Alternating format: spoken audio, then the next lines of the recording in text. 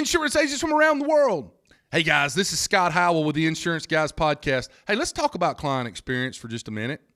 Guys, we have got to start meeting our clients where they want to be met. Not where you want to be met. Guys, this isn't about you. This is about them.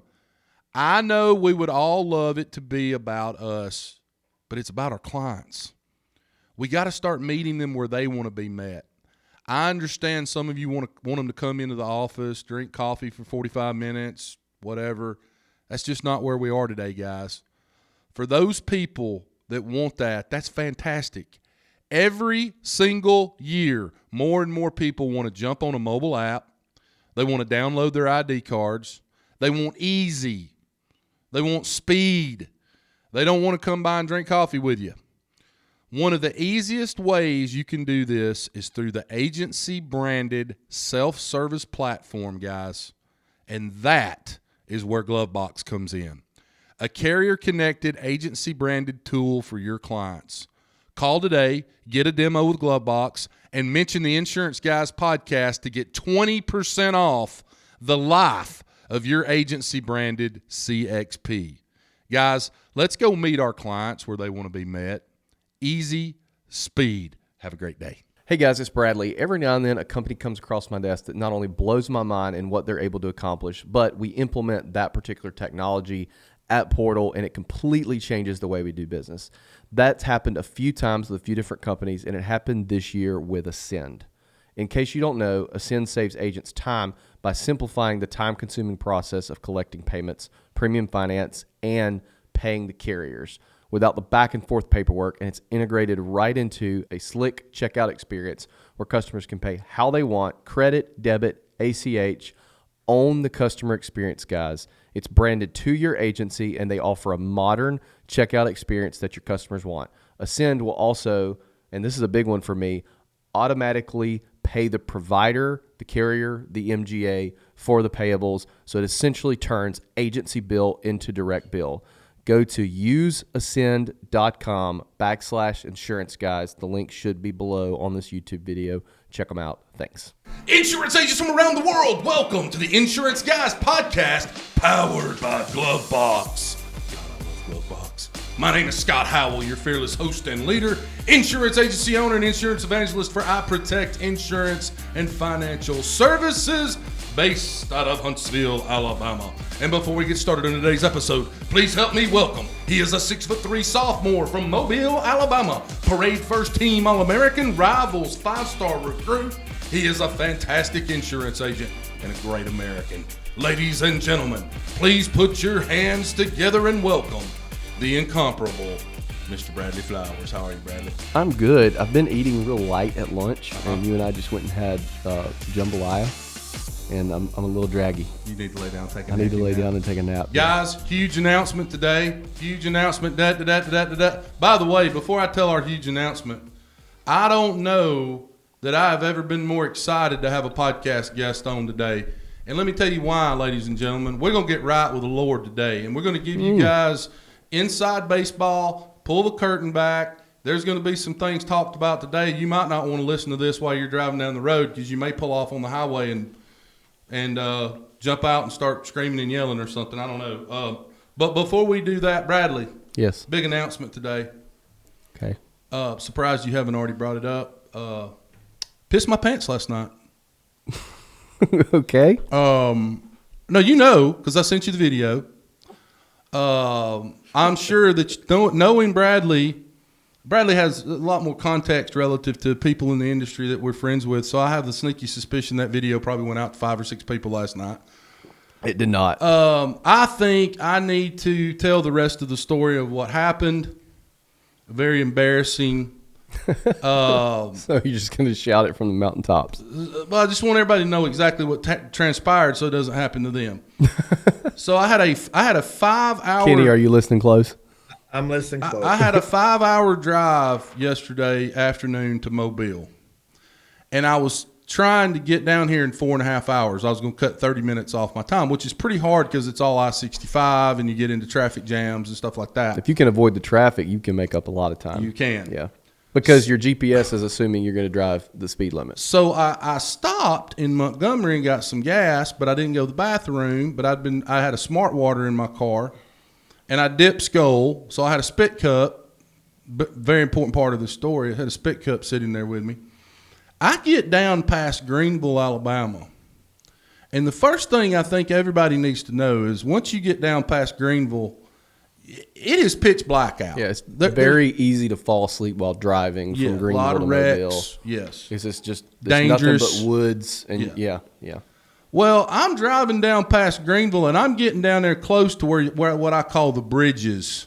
Mm-hmm. When you get down I-65 and you start getting kind of close to Saraland, you start going over the bridges, right? More water and that sort of thing, yeah. Bradley, I was thinking to myself, okay, I could either pull over, pitch black outside, risk getting hit or eaten by a bear. I can get off on an exit and go to a gas station bathroom, but that's going to take 5 or 10 minutes. You also might get murdered. I've got the spit cup. I could try, and I haven't done this very often, maybe 3 or 4 times in my whole life, where I'm driving and I go to the bathroom in a cup. And the times I've ever done it before, I was in the passenger seat, so you can kind of pay attention to what you're doing. Well, I'm having to pay attention not to kill somebody while I'm doing this. I take my spit cup, unzip my drawers, pull my britches, kind of, work all that out. And I start going to the bathroom in the spit cup. Well, 2 things I didn't realize. And your car has autopilot, so it was probably helping you out, yeah. And so the one thing I didn't think about, though, was the urine displacement factor of what was already in the cup versus what I was putting in the cup. And I'm paying attention. There's cops pulling people over and diesel trucks running up beside me, but it's pitch black outside, so they can't see anything. Next thing I know, I start smelling and feeling that warm sensation where it was backing up from the cup into my britches. I get to the hotel, and I get out of the car because I couldn't see what was going on down there. And I have the huge ring around my crotch. Did not realize till I sent you that video how bad the backside of my pants looked. And I go in, I check in the hotel and get my stuff, and I've pulled my shirt down real far, like stretched it so it would people couldn't see like it. a 5th grader. I get in the elevator, Bradley, and these guys come running up behind me. Hold that elevator. Oh, no. And all I could think, it took every fiber of my being not to want to explain to them why I smelled like urine. Yeah, we've all been there. But, so had that going for me last night. So those stories usually start with I was out drinking one night. Well, I wish it would start that way. I wish it would have started that way. Well, it's tell everybody what the one question I asked was. I hope you brought more pants. Yeah, because I'm sitting here thinking I'm about to have to sit in a room with this guy. I know. Yeah, I had something similar happen, not with urine, but I was actually in Columbus, Ohio, speaking thing. And it was like a quick turnaround. I stayed one night and came back. Right. Well, when I travel like that, normally I'll bring just one pair of pants. Right. And I'll go back. You're much better at that. I'll go back at in gym shorts or something, when I travel back. And nothing drives me more crazy than when I'm traveling and I bring more stuff with me than I need. I want to bring the exact amount of stuff. Right. I put my last pair of underwear on go to the airport to head home. Right. And I got there and I met some people that were going to take me to lunch. Well, I didn't know it was 874 degrees in Columbus, Ohio, and we had to walk forever.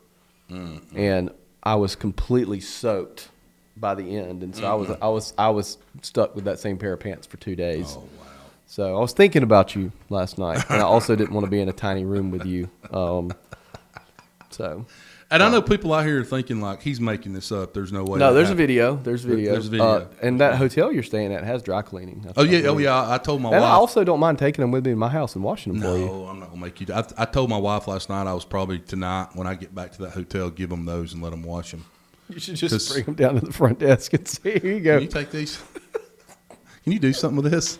They're downtown Mobile. There's been weirder things that happen. For sure. Guys, I've got to bring our guest on because he and I've got so much to talk about, and some of the things I want to talk about, you guys need to hear. all of this you need to hear, because what we're going to talk about on this podcast today affects your livelihood. It affects your not only what you're making today, but what you're going to be making next year, and it affects planning for next year. Some of this stuff, man, you can go in and make all the plans you want, but if commissions and profit sharing bonuses are going to change, how does that change what your plans are for 2023? So I want to bring him on right now, and the reason why I think he is the best person for this is because all he does all day long, well, he does a lot, but one of the things he does is he meets with the senior executives at all of the major carriers to talk about commissions and profit sharing and what they're going to do next year and those kinds of things. He has his finger on the pulse of what's going on in the industry from what I call blue blood carriers, the Travelers, the Nationwides, the Allstates, all that bunch, the Liberty Mutuals. So without further ado, let me bring him on today. He was born and raised in Cleveland, Ohio, and he currently resides in Concord, Ohio. He is married to the beautiful Michelle, and they have two beautiful children, Mr. Colin, who I'm a friend of, and Jessica. And I know how proud they are of you. They've actually talked to me about how proud they are of you.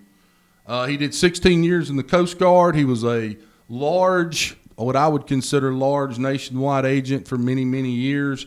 And today, he is the CEO of the Agency Collective, podcast sponsor, and great American. Ladies and gentlemen, it is my profound honor to introduce to you today second-time guest, actually maybe third-time guest on the IGP, Mr. Kenny Urbania. How are you, Kenny?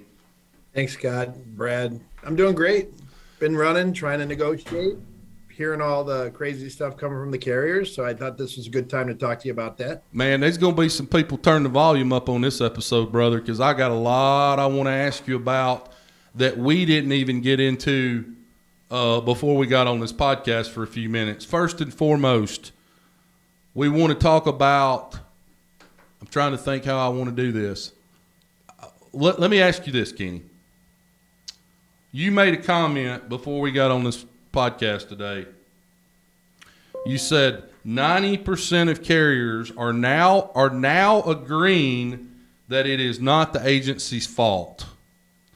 I want to deep dive into that for just a minute, and I've got some very direct questions I want to ask you because I see a storm brewing in the West, and it's more like Hurricane Ivan or Hurricane Katrina. It's not a damn thunderstorm. It's a big storm brewing in the West.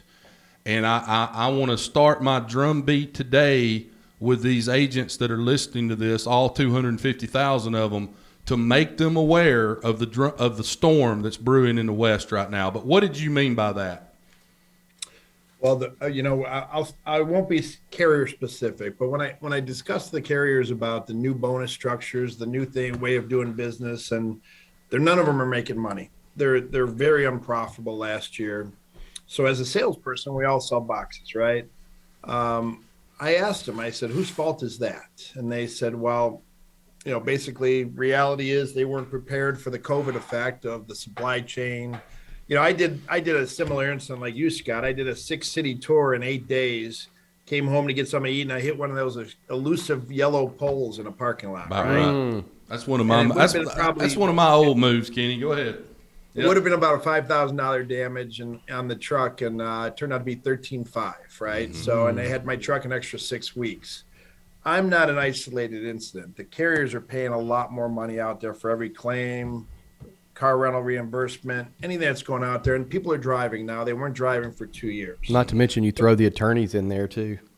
Oh, yeah. I look at Florida with attorneys. You can't really even talk about that state without bringing up the attorney issues. Right. The bottom line is it's costing so much more. A piece of plywood on a home was $6-8 3 years ago. That's $35 now, right? Mm-hmm. They weren't ready for that much of an increase on claims. We were told by a major carrier, and I'm not going to be carrier specific, a year and a half ago to expect our loss ratios to creep up about 12%. Mm-hmm. That carrier was spot on the amount of money that we paid out in claims for that carrier. It's one of our larger carriers too. Now we have several carriers that we stayed flat from last year, which means we're doing a great job. The independent agents are wonderful. You know, throw in the infotech agencies and things get a little out of whack. But bottom line is, they're all started to realize that the agents sell their products. They give us the products, we sell them. I do believe the carriers are starting to see, well, we price it incorrectly. It's not the agent's fault in this environment. Yeah, until you give the agents the ability to price the product and adjust the price, we have no control over price.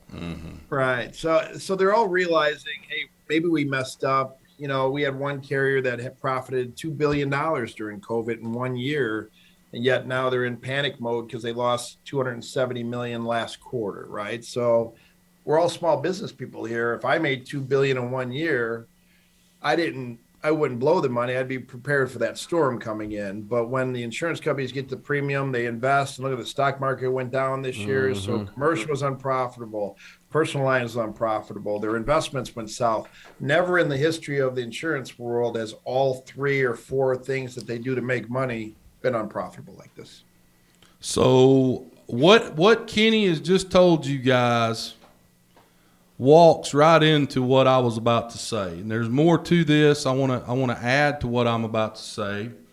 One thing I've noticed that has not been talked about at all, to my knowledge, before right now in the insurance industry is every major carrier in the U.S., to my knowledge, and maybe there's an exception out here, but I doubt it, uses some form of CoreLogic. Remember, guys, CoreLogic actually owns Marshall Swift Beck, MSB. And what they have done, and these carriers are following suit, is CoreLogic has now updated all of their replacement cost values across the board in all of these different major carriers. And if they haven't done that, they're in the process of doing that now. Well, Scott, what does that mean? That means that every single home that you either quote or have written, because remember, these are all going to start coming up for renewal, and all of this started around the November 1st time frame. What you're going to see is a 25, 30, 35% increase across the board on these replacement cost estimators. Well, actually, Scott, can I piggyback on that? Please. We just gave a training session. And by the way, to my knowledge, nobody's talked about this until right now. To my knowledge. We just gave a training session to several hundred of our members on replacement costs on homes, because what the agencies have to worry about is their revenue, right? Right. And I always sell 150% replacement costs on all my policies. So I wasn't too concerned about it. But there's a huge E&O exposure for these agencies that don't have those policies updated correctly. Correct. And not only that, but what that gives you is an automatic increase on especially renewals, because as these policies all renewal, what's happening? They're updating that MSB, should be if they're not. And so before anything else happens, you're getting a 25, 30% rate increase across the board just from the coverage sticks and bricks of the house, now where it might have been valued at $200,000 in 2021 for their 2022 renewal, that same house may be $256,000. Well, that just, without doing anything, without taking any rate increase, without doing any of this other stuff, you now have a home value that's now going to increase your policy 10, 15, 20%, if not more. Now, and look at the rate increases on top of that correct. What the carriers are trying to make up for the money they lost. That's where I was headed. Now on top of that, you have most, if not all, carriers are going to add to that CoreLogic MSB, whatever the program is that they use from CoreLogic as a third-party vendor. So now you're looking at some increases that could be in the 30, 40, 50% range, right, across the board. And I'm not talking about Alabama, guys. I'm talking about in the United States of America, wherever you are today. When you start looking at your renewals from November 1st, you're going to start seeing some pretty wacky out of sight rate increases. That's going to happen. Scott, also, you're going to bring this up a little bit in the conversation. There are states out there, and we'll throw California out there, that aren't allowed to do rate increases. Correct. So carriers are trying to get out of those states because they can't control their destiny also. That's why you see people pulling out of California and that sort of thing. Right. So the next item up for bid, and I got fairly upset about this, but I've been reading a book that Bradley mentioned that I sent him a few days ago, so I'm trying to keep all positive vibes in my life and not let things get to me like I was before I read this book. But a little birdie told me in the industry, and Kenny, you can confirm this. I don't want to say the carrier's name, but it rhymes with travelers. It rhymes with Bravelers. It rhymes with Bravelers. And I have confirmed this with my marketing rep, who, in my opinion, if you're going to do stuff like this, probably needs to come from their side to me, not me having to send you a text message asking if what I'm hearing is true. Mm-hmm. But allegedly next year, this company that rhymes with Travelers is going to a tiered commission structure. Is that true, or have you heard that? Coming from the military, I'm supposed to say I can't confirm nor deny. Okay. We all know. We know what that means. It sounds like it, and the industry is looking at different things. There's captive carriers out there that are just absolutely crushing their agents. Correct. Correct. So the commissions are going to change. The agents have to look at where the money and the revenue is. Commercial's been great, even during COVID with loss ratios. You're going to see a lot more commercial producers out there and stay away from the home and auto stuff, which is good for you and Bradley, right? Mm-hmm. But the bottom line is, commissions are going to change. Who can figure it out first is going to win as far as the corporate goes. But you know what? If the policies in force go down or the PIF goes down and they got the same amount of premium coming in, the carrier will tell you we're 100% to plan. They don't tell you they plan on shrinking by 10%, right? You don't know what's on the back end there. I know they're all nervous right now because of the revenue coming in. So let's break this down, okay? I want to know, here's what it sounds like to me is going on. These carriers have been losing money, and this has always been kind of the struggle of the large blue blood carrier, is it's like moving the Titanic away from the iceberg, right? Mm-hmm. It is not easy. I mean, I'm listening to Gary Vaynerchuk yesterday on the way down here before I pissed my pants talk about how much speed and flexibility small firms have just in comms, communications, and marketing and advertising. Because you take a company like a Nationwide, Liberty Mutual, doesn't matter, State Farm, they're running these television ads. It might take them 6 months to get an ad put together. You know how long it takes Scott to put an ad together? About 3 minutes on my phone, right? So what I'm hearing you say overall, Kenny, and we're going to get into the profit sharing part of this in just a minute, which is not very good news to these agents either. What I'm hearing you say is all of these carriers, it sounds like to me, because of lack of profitability, are about to start leaning heavier on the agency force, the independent agency force, to try to make up some of this lost revenue. Whether that's through a tiered commission structure, where if you've only got this much, you only make this much, and if you got this much, you make this much, and however they shake that out, then on top of that, hey, by the way, guys, we're just kind of not going to do profit sharing next year. Sorry, but better luck next time. That's the second part of that, and then there's a third leg to this stool. What are we going to do as an agency force when they make it mandatory that if you want to use our service center, y'all know where I'm going with this, don't you? I know where you're going. If you want to use our service center, you got two choices, Scott. You can either staff up, which I've done. My God, have I done. Probably going to be filing for bankruptcy here in the next 6 months. That's okay. We'll deal with that. You can either staff up, but if you want to use our service center at enter carrier name right now, you're going to pay for it. We're going to take 1.5% of your commissions. We're going to take a percentage of your commissions off. to pay for the access for your clients to be able to pick up that telephone and call us. Am I right or am I wrong? You are 100% on the button. And how many of those are looking into that? All of them? Not all of them. I think I got 3 or 4 that are investigating that right now. Let's talk about profit sharing. I want these. Here's what I'm trying to do, guys. I'm not trying to be the bearer of bad news today, okay? And as I was telling Bradley Flowers before we got on this podcast, our agency mantra for 2023 is going to be the year of accountability. Now, I could get on here and blow sunshine up your asses and tell you how great everything is and all that. What I would rather do is speak directly to all of the insurance agents that are listening to this right now and tell you the storm's coming, batten down the hatches, get ready, do what you have to do both personally and professionally to get ready for this storm. Put the freaking hurricane shutters up because it's coming. And if I'm a little different than you, Scott. Go ahead. I'm looking at the rate increases, the right way to write the policies, and the shopping it's going to create away from these input techs. That you just stole my thunder. I was just about to say, if you want a rainbow at the end of this storm, here it is, guys. With everything going on right now, Kenny just said it. And this is what I told my agency force last week on our staff meeting call. Here's the best news I can give everybody.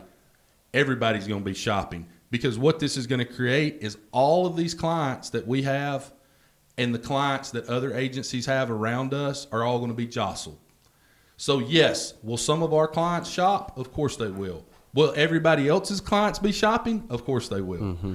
So it's kind of like, so my wife is tomorrow night being inducted as the president of the Saraland Chamber. Congratulations. So Congratulations. she's like, I've got to give this speech. I need you to help me write it. Right. So my speech today, I could help her with that if you wanted me to. Yep. So yeah, that line you redacted from it, we'll put that in there specifically. If you guys are wondering what we're talking about, go to my Instagram. It'll be on there by the time this is out. Anyway, so we're looking at the speech, Kenny, right? And it's got to be 5 minutes long. Well, she did it, and it's 3 minutes long, right? Now, nobody at a chamber Christmas banquet is going to be mad if somebody speaks less. Sure. Everybody's going there for the free food, right?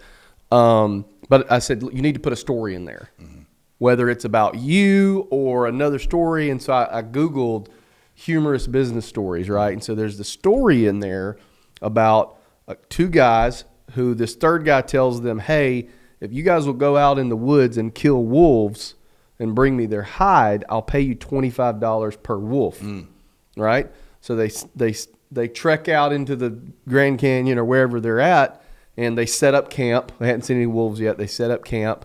In the middle of the night, one of the guys wakes up, goes up to not pee on himself, and there's 300 wolves circling their tent, ready to attack. And he goes and wakes the other guy up, and it's like, man, there's 300 wolves outside our tent. And the other guy says, oh, my God, we're rich. That's a great line. That's kind of how I look at rate increases in the insurance industry. Like, yeah, it sucks because people are shopping, but if you can keep the people in your book of business slam the back door shut, open the front door wide open, and guess what? If everything stays the same, you still make more money. Right. So how do you slam the back door shut? You know your competition, right? Yep. You know what the captives are selling it for. You know what the independents, you know which carriers are preferred in your market, in your area, right? There's a problem with that too, because now to get those carriers, with them being so unprofitable, to get appointed with those carriers is tough. I actually see the second quarter of next year, them opening up for new appointments.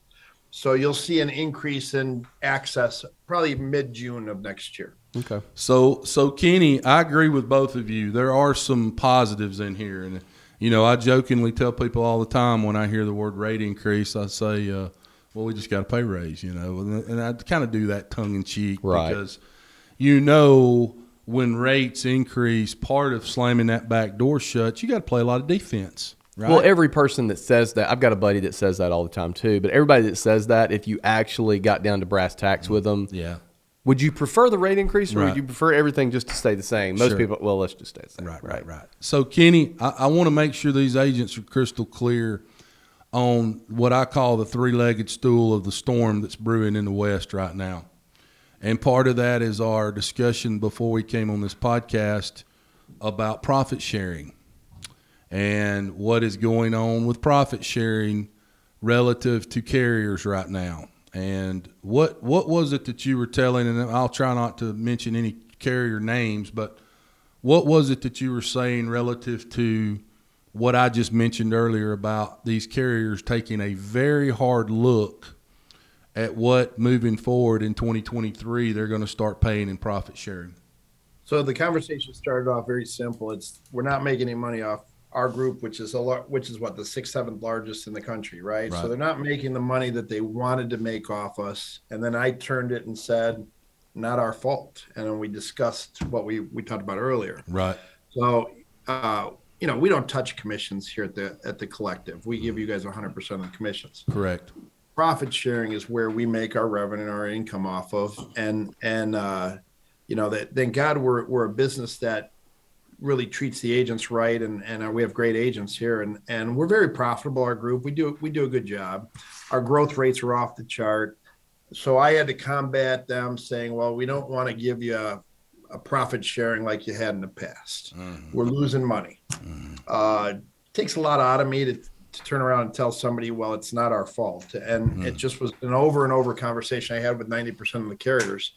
Are they decreasing profit sharing? I would say more than 50% of all the carriers are out there looking at either decreasing it or making it a harder variable schedule so that the loss ratios mean more. Which is, I think the latter is better. You know what? I'm a fixed guy. I have an option today to go for a fixed variable or a variable bonus. I can never get myself to go after that variable bonus, especially with the unknowns now, right? Correct. Who knows if the supply chain will be fixed by next year, if the rate's enough to cover the increase of 12 points on loss ratios. And I'm not going to play with somebody's money. So it's a tough decision. So let's deep dive into that for just a second. So what I'm hearing you say, and I'm no different than the other 250,000 agents listening to this right now, is let's say a carrier that gave profit sharing this year to the collective, the group. Next year, that same carrier may say, okay, in 2022, in order for this agency or for the collective in general to make profit sharing, y'all have got to be at, say, 52% loss ratio. And for 2023, what they might raise that to, say, 55%? Is that what you're saying? No, just the opposite. I mean, if you're at 55%, your multiplier might be a lot lower. Okay. At 50 and anything under 50, we have one carrier that if you're over 50, your bonus is terrible. Under 50, it's amazing. So the problem is they have the numbers behind them. They know the numbers before we do. Sure. Most of the carriers. So, the bottom line is for 23, what I'm going to instruct my agents is we're getting the bonuses from what we did in 22, which were guaranteed out of 21. They're going to make it tough on us in 24 on their payouts from 23 until they catch up with their revenue. So 23 won't lower bonuses too much. Our payouts are usually in March, February, March for the major bonuses. It's the bonus you're going to receive in the spring of 24. And then think about the rate increases, the profitability bonuses, and then we're looking at having a banner year for bonuses in 24 that get paid out in 25. So we got a hiccup here of about a year that I'm concerned about. So I want to talk to you about something now. As an agency, Bradley has an agency called Portal Insurance. Scott has an agency called iProtect. And we look at revenue. We look at total premium in our agency. We look at premium and revenue per producer. And then we also look at loss ratio. Loss ratio as an agency, loss ratio on a per producer standpoint.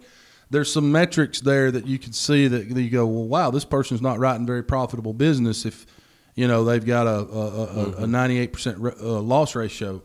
On the carrier side, what I hear them talk a lot about is combined ratio. And to be honest with you, when I sit there and listen to them really deep dive into it, I start wondering, like, is what they're saying? Because statistically speaking, you can probably write some math formula where an 8,000-pound pink elephant can hang by a tree branch by its tail, right? So I don't know if what the combined – explain to these agents out there, what is a combined ratio that these carriers really take a hard look at from a profitability standpoint? Well, I mean, they look at us as a whole. We're a professional service tracking on premium. I got to tell you, I think 50 or 60% of the carriers are now splitting commercial, farm, Correct, personal lines. Combining would be wonderful for several of our carriers, but I think the ones that know how to combine them know how to probably pay out a little less in bonuses, and the ones that itemize it split the bonuses up. So I have carriers that have 3 different divisions that I have to negotiate with each division every year. Right. Scott, I don't have the right answer for that because the combined ratio, I add the numbers up across the country. We have soon to be 3,500 locations across the country in our group, active retail stores. It's a daunting number. We actually had to put a software together to keep track of, the brokerage premium, because there might be more revenue for the agents if we combine our 850 agencies brokerage premiums together. We're working whatever we can do to make them more money. Every day it's an adventure here, and every day I can't tell you the exact answer because every carrier changes. Mm-hmm. Yeah. Bottom line is right now, overall, on a per carrier basis, they are not profitable. Correct. Whether it's higher incidence of auto claims, I read some industry report the other day that between 2020 and 2021 had an increase of about 25% of large auto accidents in the U.S. Well, you also have to look at that through a different lens too, though, because nobody was driving in 2020. Correct. So if you compare the 2020, carriers were giving checks back, right? Yeah, money if back. you compare 2021 to 2020, I would be interested to look at 2019 to 2021 and see.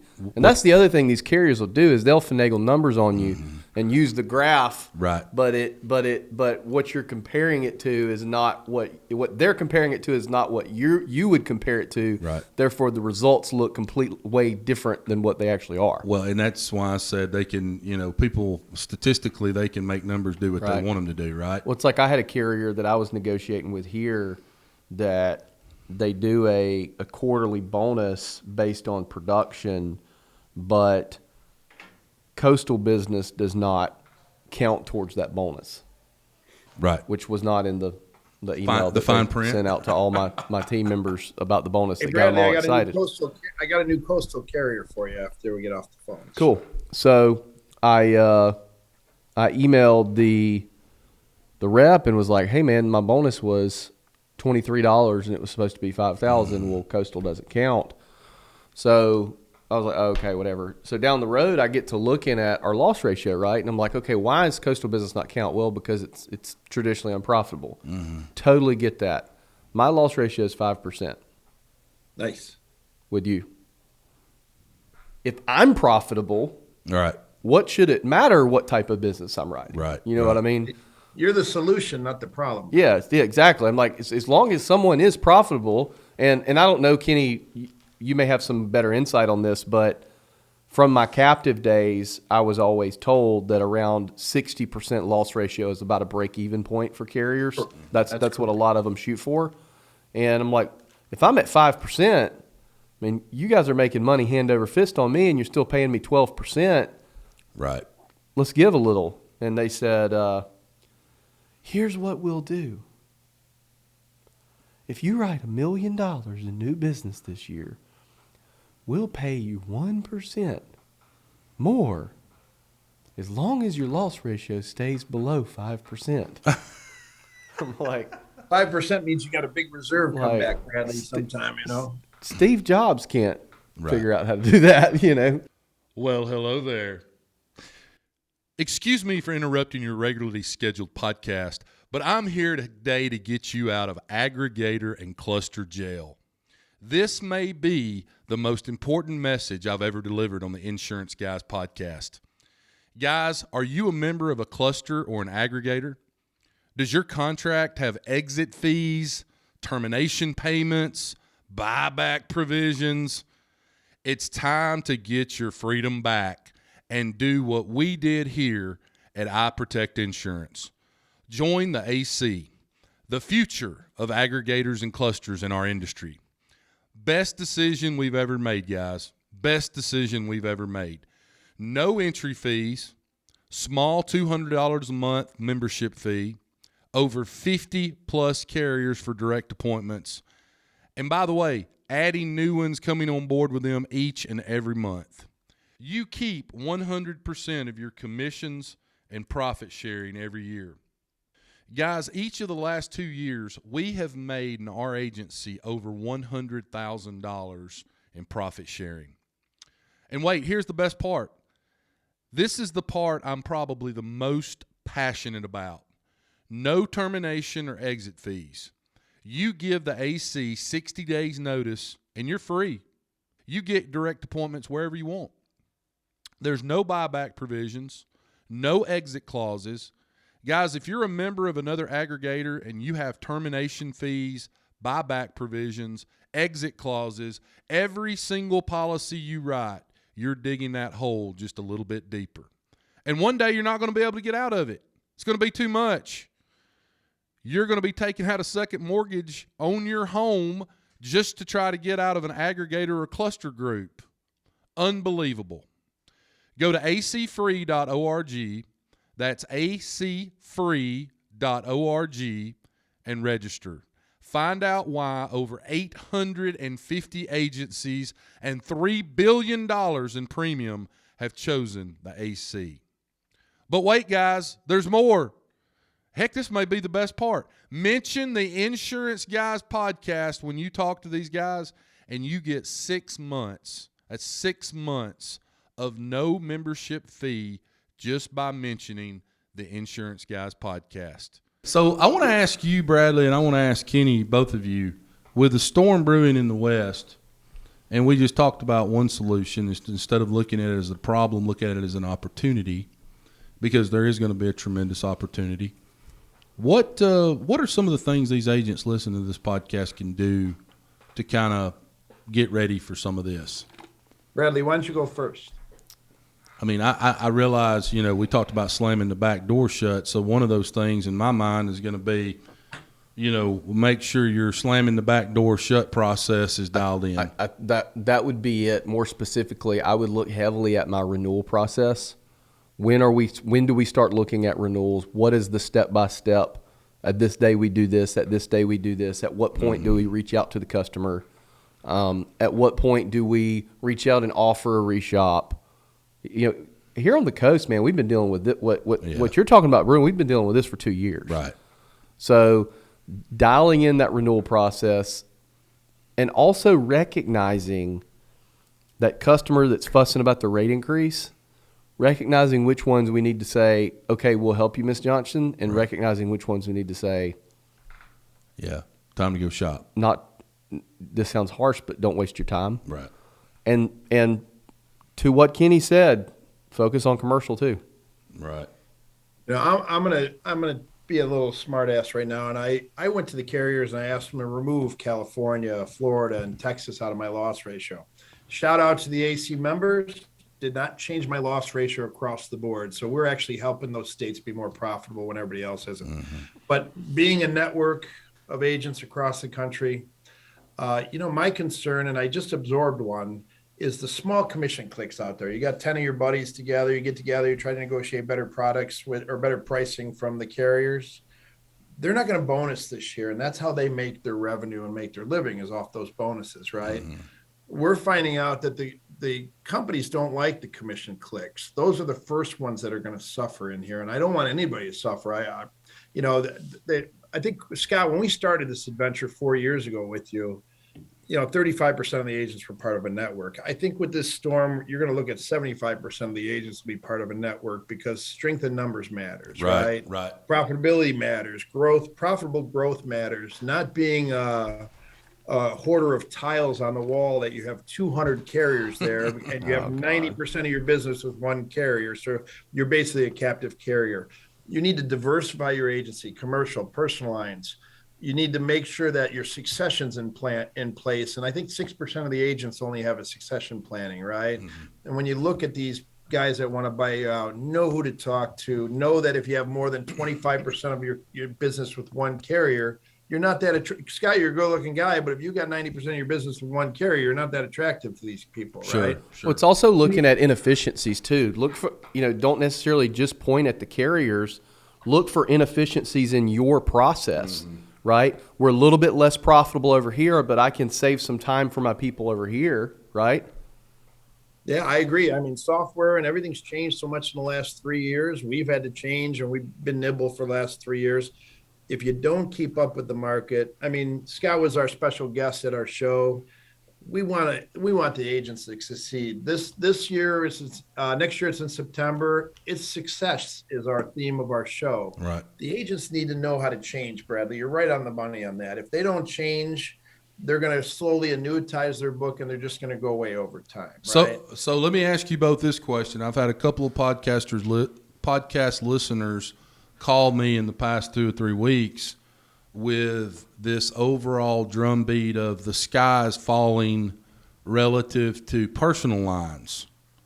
And I'm so worried about personal lines. I'm thinking about selling my agency, and this is happening and that's happening. And I'm just worried that personal lines is going to continue to commoditize itself, and we're, going to be out of business or whatever. What are your thoughts on that, Kenny? So I went to a meeting, and Bradley, you weren't at this meeting in Cleveland. We usually flip sides of the country. We do. One side, I'm on the other one, right? I met a bunch of young agents. I sat through a meeting about succession planning and growing your agency, and the old school guys are still talking on the stage, but you know what? The things are changing so fast that stuff that they spew out of them once in a while doesn't work anymore. Yeah. You have to know your markets. I mean, what you want to be a health insurance agent, be a health insurance agent. If you want to be a commercial agent, Scott, we used to have great binding closing ratio on commercial because we were captive with Nationwide, right? Right. We knew what products to bring there. So our closing ratio was always double in the industry, right? Right. You got to know where to focus your money and your effort, use the co-op money, use the company's branding, do whatever you can to build your name. I actually believe that maybe it'll teach the consumer to go back to the independent agent. I just talked to David Carruthers. I think the independent agents' growth rate and the amount of business they sold outdoes the infotech agencies that are out there now. Mm-hmm. So I met a bunch of young agents that are excited. They're out there. I also know a bunch of road agents. You know what a road agent is, right? Mm-hmm. Retired on active duty, right? They don't really want to do anything, and they're going to ride the wave till they retire or till nature calls. You guys, it's a new industry, and it's an exciting industry. And everybody on this podcast should know more millionaires have been built from this industry than any other industry, right? Right. And when I look at the size of our network and a 15% increase, that's a holy smokes to me to grow as big as we are by 15% without selling one policy next year on average. Right. Everybody should be happy with their commissions. Make sure you're getting paid the right commissions. Join a network. Be part of a group. Do whatever it takes to raise the commissions because the bonuses may not be there for a year and a half to you. Mm-hmm. That's your business plan. Find the right connection. Find the right partner that's going to raise your base commissions. Bonuses are called bonuses for a reason. Mm-hmm. Switching gears, sort of. Okay. When you know what the biggest con in advertising is? The fact that all of these ambulance chasing, blood sucking injury attorneys try to make convince the general public that they don't like insurance companies. All they do is fight insurance companies. When in fact, if you've ever been in the insurance industry and you talk to one of these blood-sucking, ambulance-chasing injury attorneys, you find out that they actually love insurance companies. Best friends. They will treat you like you were their best friend because they are blood-sucking, ambulance-chasing injury attorneys. Right. And it's the exact opposite of the message that is relayed to the public, just so everybody knows. But when you're having these conversations with these carriers about bonuses and loss ratios and supply chain and all of that, how often are they bringing up the attorneys? I mean, I'm sure you hear it more in Florida, but in middle America, how often are you hearing, well, the daggum attorney's driving everybody's costs up? Well, I hear it all the time. I mean, I have a network of agents down in Florida that can't even get a carrier. Now the state's running most of their homeowners products down there, right? The state legislation, we have a carrier that cut binding authority to 80% of the clients out there because of their credit score in one state. We got another state they're moving out of. We got agencies getting canceled in out west on the West Coast that don't deserve to be canceled, right? It's whatever they can do to get to the number they need to be, and they're going to bypass the agents. That's why everybody needs to team up properly together. Hey, Kenny, before I let you go, I got two things I want to ask you. Sure. Number one, mergers and acquisitions. Now, everybody in the industry that's a thought leader will talk about M&A or MA, which is an acronym for mergers and acquisitions. The most mergers and acquisitions I think we've ever seen last year. We've still got a number of agencies that are being purchased, but my understanding is that's slowing down a little now with interest rates going up, and there's just not as much VC money and private equity money out there. What are your thoughts on the M&A right now in our industry compared to last year, and where is it heading? So I'm concerned on the M&A side because the agencies that sold in the good times with the bonus periods got top dollar, and that included in their EBITDA, their bonus money too.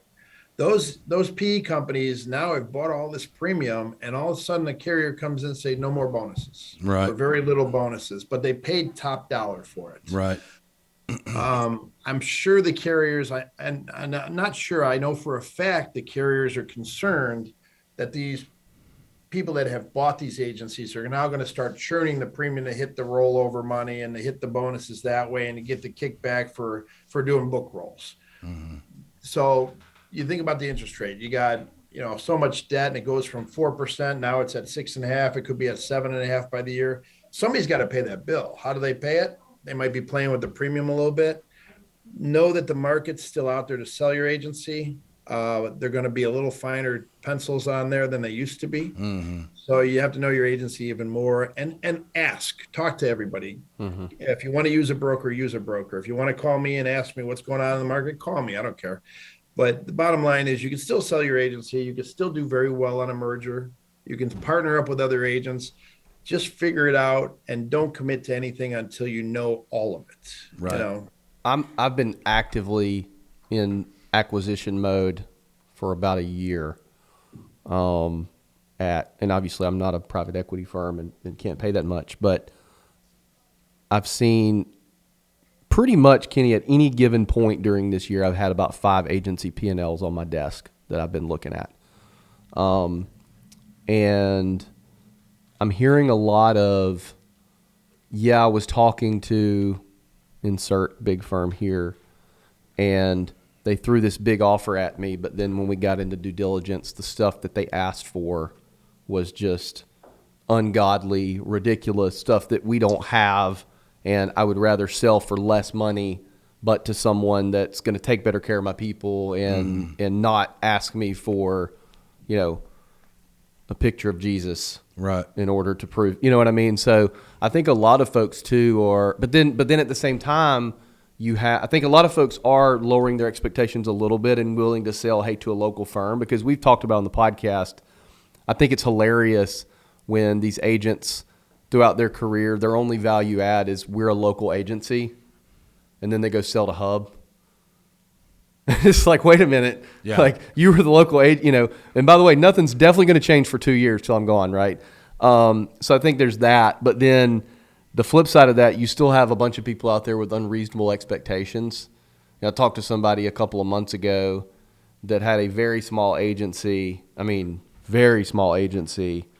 that wanted 4 times gross revenue. And I'm like, nobody's going to pay this. Right. So I think you have kind of those two things going on.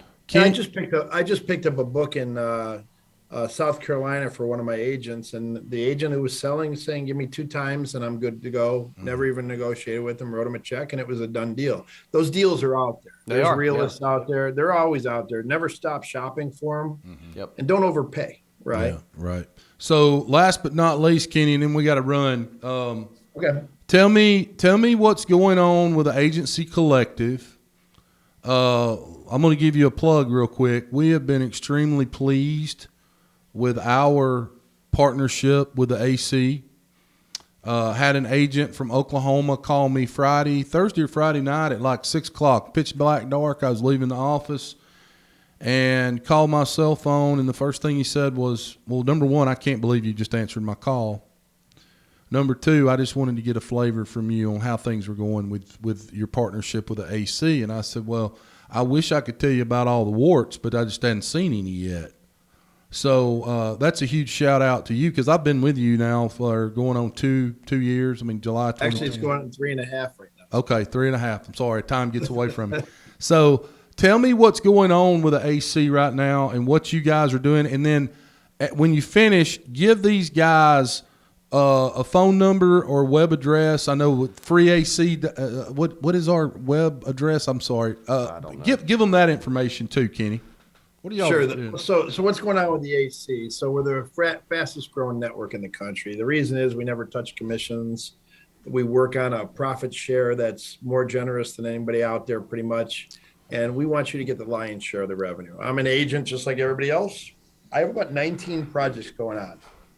Our projects include an MGA we put together, our life platform, a commercial stuff that we combined. At the rate we're going with a couple of the creative partnerships, I think we'll end up with about 900 retail locations that their premium isn't even under the AC, but we have creative partnerships with that retail business. We're nimble enough to switch to make sure that these agents are going to be profitable, making money. I don't mind the fact that the first 2 years of this business, Scott, I paid out $75 million in bonuses to agents. Mm-hmm. Who puts a business together in 2 years and pays that kind of money out? I'm an agent just like everybody else. So my sales people, and you've met Colin and Adam and Carrie and the rest of them, you know, we're $200 a month to join us, and the average agent might raise his revenue 10 to 20% for their agency, right? The $200 a month is actually, I told, we're free. We've set up creative partnerships like your Glove Box partners and across the board that if they use the right technology, right partners with the AC, they save $500 a month. So we're a free deal if they do things the way we try to help them set it up, right? But we don't tell them to do it. It's their choice whether to use our creative contracts we have with all the vendor partners out there. Just know that by the end of next year, you know, the AC may have over $5 to $6 billion in premium in it. And that's how fast we're growing. And we're creative and we love every minute of it. I can't keep, if I could sell as many auto policies as I sign up for agents every month, I probably never have started the AC. I mean, my young people, with the help of you guys, are doing great. So when I cut that commercial that goes into the middle of this podcast right here, if you notice, I think I say over 650 agencies. I think I was right then, but I was on the phone with Adam the other day, and I said, well, what are y'all up to now? What's that number? We're cresting 850 right now. I need to redo my commercial, guys. That commercial's only 7 months old, though. Right. So that's a pretty good addition there. So, guys, if you want to go and be a member or talk to these guys about joining the AC, the web address is www.acfree.org. You can go there, register. It'll go to, I believe, Colin and Adam, and then one of those two will call you and have a discussion about, okay, where are you now versus, you know, what we can do for you. And I will tell you one thing Adam told me. He said, you know, the biggest problem that we have for all these people from your podcast that call us is sometimes we can't get them out of what they're in. They've gone too far. They've gone too long. They've gone too far down the road, and it's kind of like I talk about in the commercial. You get to this point where you're looking at that number, and you're like, "Well, I don't have $780,000 to pay back to this cluster group or network or whatever I joined to get out of this." And he said, "That's the one." It's sad. It's kind of sad, really, to be honest with you, that a lot of people just can't get out of it. And we're even putting together a captive agent escape hatch for people calling us, right? So it has to be done now. The captive agents aren't making the money they used to, and they can't sell the products that are overpriced when they can only sell one product, right? No, there's no exit clause for us. If you want out of the group, Scott, you can always email and Sure. you're out. Sure. Good, Hey, Kenny, last question. Yeah. The company, the carrier rhymes with all crate,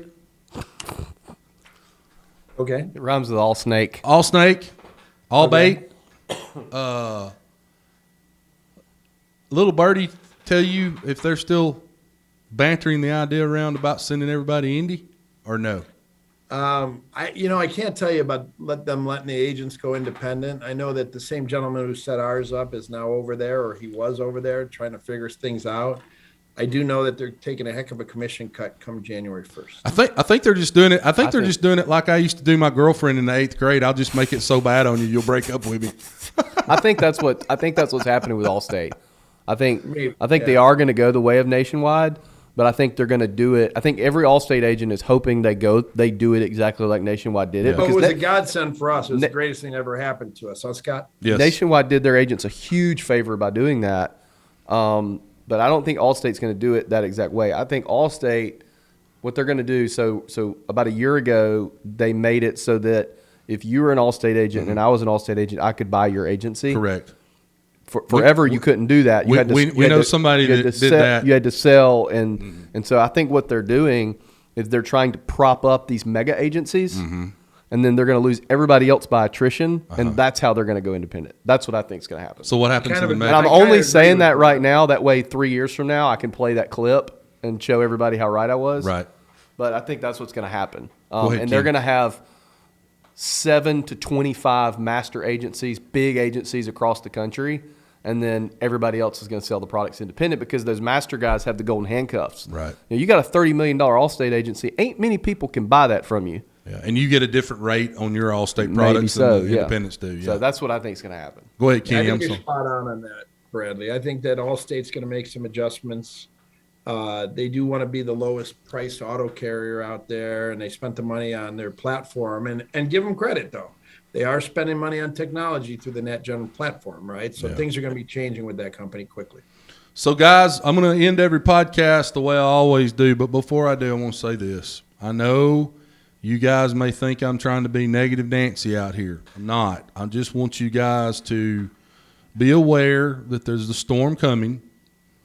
And with that, there are going to be challenges and opportunities and great opportunities and some things that we may have to kind of dial back or push forward or certain things that maybe you weren't so focused on last year that maybe we need to focus more attention on in 2023. Slam that damn back door shut, guys. Slam it shut.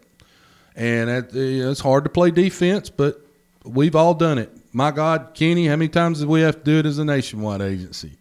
Yeah, if you want to slam it shut, you can always call me. I'll give you my personal cell phone number. Any agency principal can call me at 440-478-7700. He ain't scared. And you guys are laughing, and it's crazy, but it means a lot to me to make everybody successful. So that's what we're here for. That's probably the best place I've ever shut down a podcast at right there. Guys, rewards come from action, not discussion. Get your ass out from behind that desk today. Go out into the big bad world. Build relationships. Become the mayor of your village.